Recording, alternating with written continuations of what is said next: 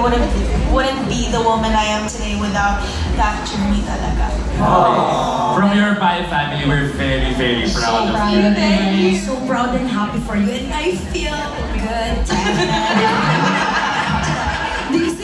Feeling ko, kakaligin natin sila. Feeling ko kasama. Alam mo, lumalayo na lang ako para hindi ako masaktan, Eva.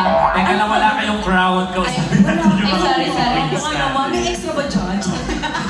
Okay, pero ano yung ano yung personal advocacy? Yan. Tanungin natin, sino namang next na gusto sumagot. Tanungin natin sila isa-isa kasi may kanya-kanya silang advocacy. Yes. Simulan natin kay Binibining Pilipinas. First runner-up naman. Yeah, first runner-up. Hello po.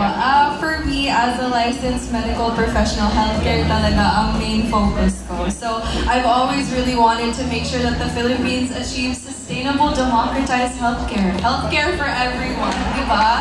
It's not a luxury. It's not something for the wealthy. It's something for everyone. So I hope we're able to achieve that sometime in the near future.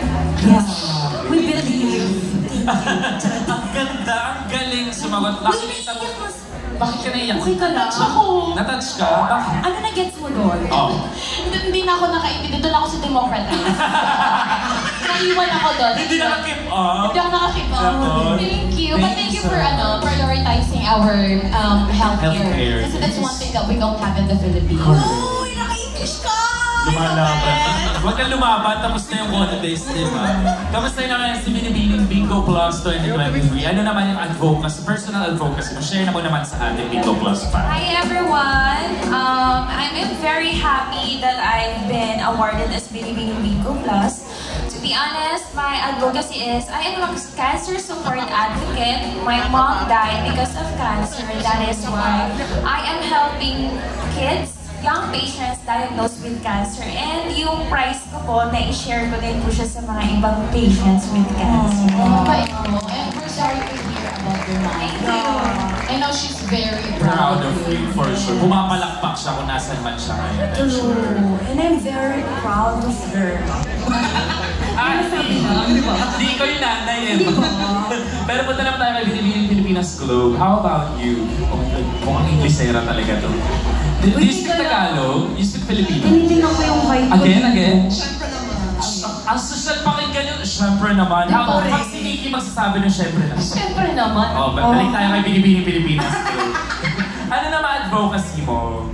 So my advocacy is about sustainable and affordable nutrition for everyone.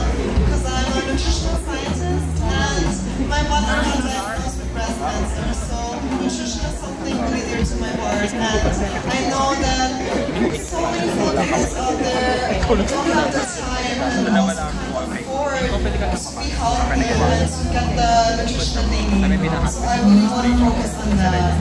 I really like the advocacy. We did the nutrition. Para sa mga kulang sa nutrition naman yung advocacy pa rin. And we're really nurturing queens. Totoo. Eto na, excited ako sa advocacy ng ating Binibining Pilipinas International. Napakaganda. Yes. Ikaw naman, anong advocacy? So first of all, good evening everyone! Palakpakan mo natin!